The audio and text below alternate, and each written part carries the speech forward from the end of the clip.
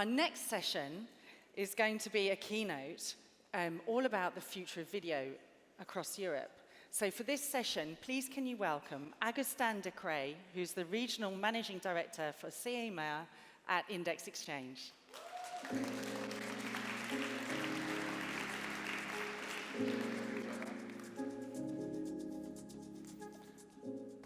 Hola. Yeah, hola, it works, so you can hear me. Good morning, good afternoon, sorry, we are a bit late. Few years ago, I was in Montreux. You probably don't know Montreux, but there was an amazing media festival there called the FOM, and it was in 2012, so a long time ago. And on stage, there was the CMO from Colgate-Palmolive, and someone asked him, for you, what is the future of media?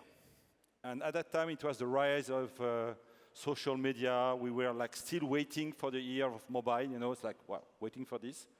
And he said, for me, the future of media is TV.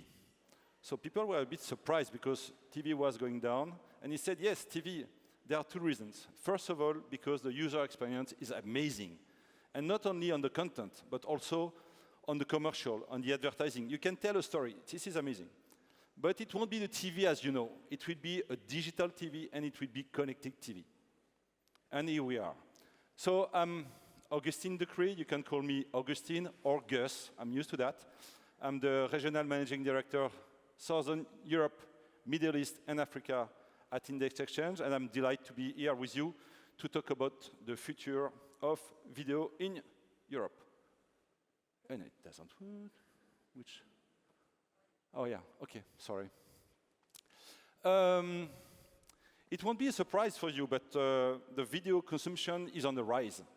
And when we look at the numbers on the left, we see that in 2022, 288 million internet users, including me and probably you, have watched and viewed video online content at least once a month.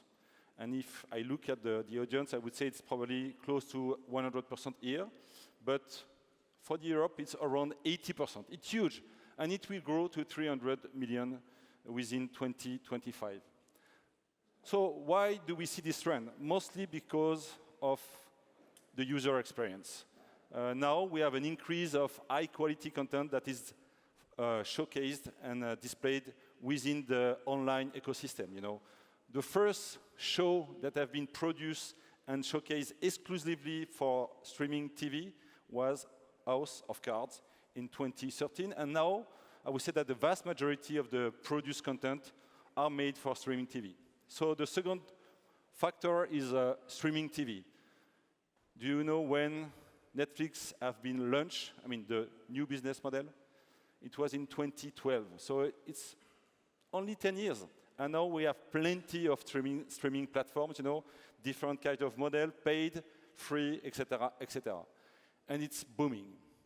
The behaviors too, since the COVID, you know, but I wouldn't say that COVID is the reason, you know, it was just an accelerator, you know. The trend was there. The user experience is so good that the trend was already there. And the last, it's the adoption of the device, smart TV, but all the connected device. That everything has made this new usage a huge trend. And it's also a nice opportunity, an amazing opportunity for advertising, and especially around the CTV. It will bring new targeting that will increase the sorry, I'm French, sometimes the viewer experience, new data and measurement that will help them to optimize the ROI. But there are many challenges.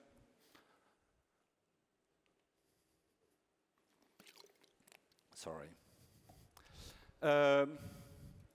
Many advertisers think that buying CTV advertising is as simple as buying linear TV advertising.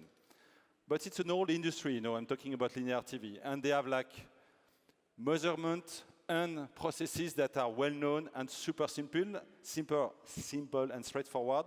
And we could have expected that CTV would be the same. But it's not the case.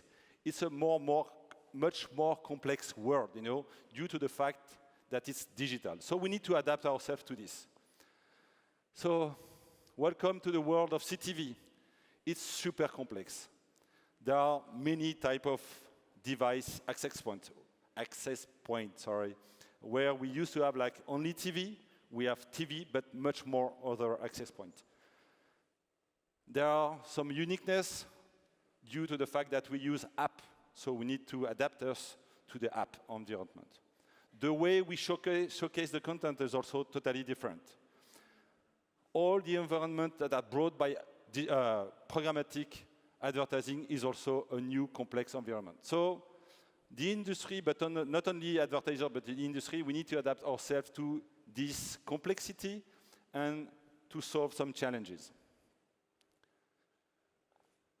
One of the first challenges that we need to solve is the content signal transparency. You're probably not aware of what is a content signal, but it's what we put in the bid request to bring some information and contextual information to the advertiser so they can know what type of content it is.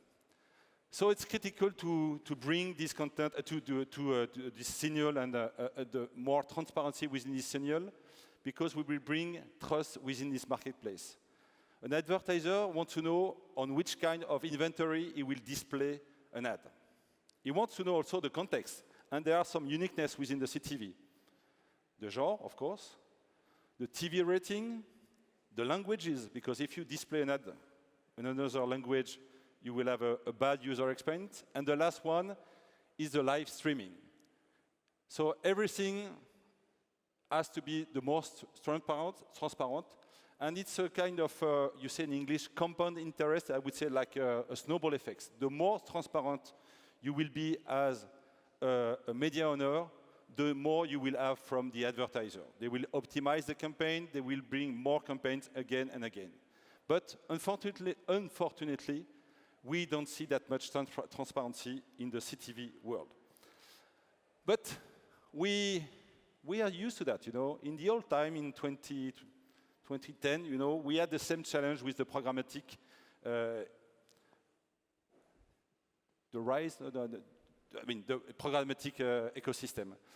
At that time, you know, premium publishers didn't want to list them they wanted to list them in a very vague way. They wouldn't say that they are like, for instance, lemonde.com. They will say that I'm a news site, and that's it, you know. It was not that transparent. It didn't meet that much the needs and the expectation from the advertiser. Finally, they understood that they could trust this relationship, and they brought much more information and transparency within the content signal.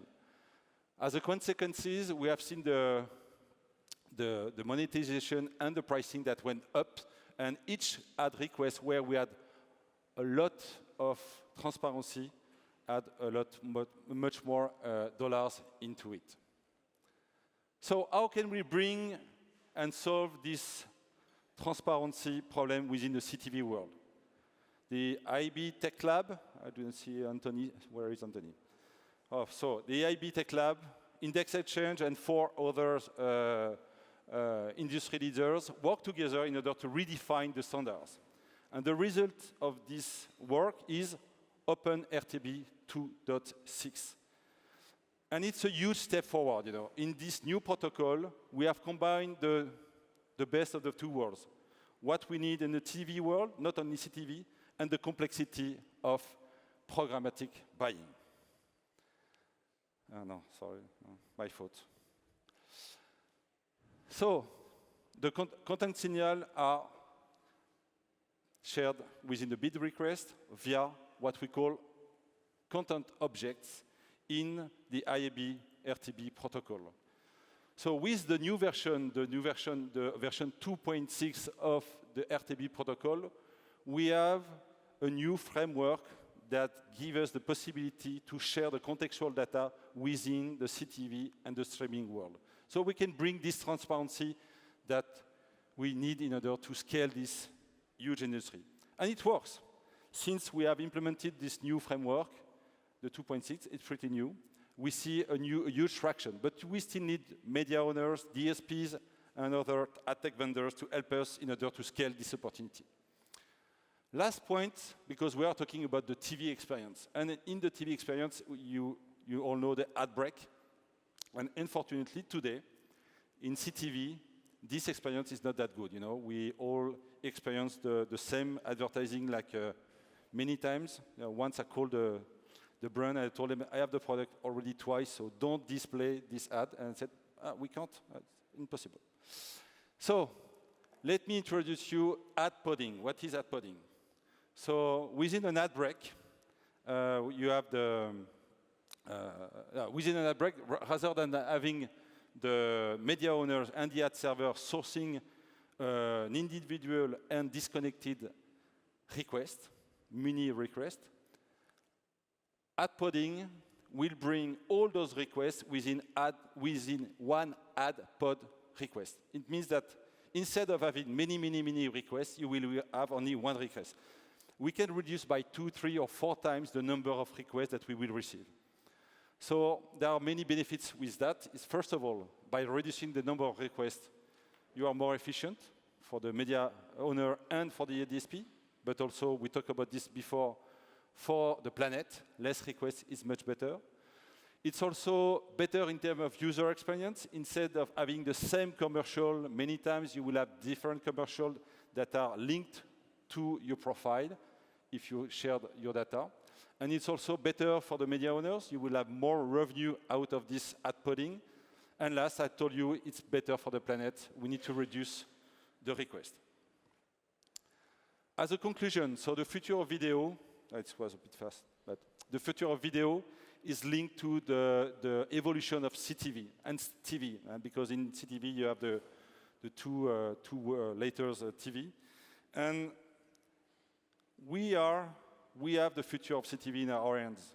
We have developed the new protocol that will help us to have more transparency, but we need to bring, you know, there is a song that I like from Black Eyed Peas that the title is Meeting Halfway, and it's exactly what we need to do, you know, in between the buy side and the supply side. We need to share much more information to be more transparent, and we will scale this user opportunity. Thank you very much.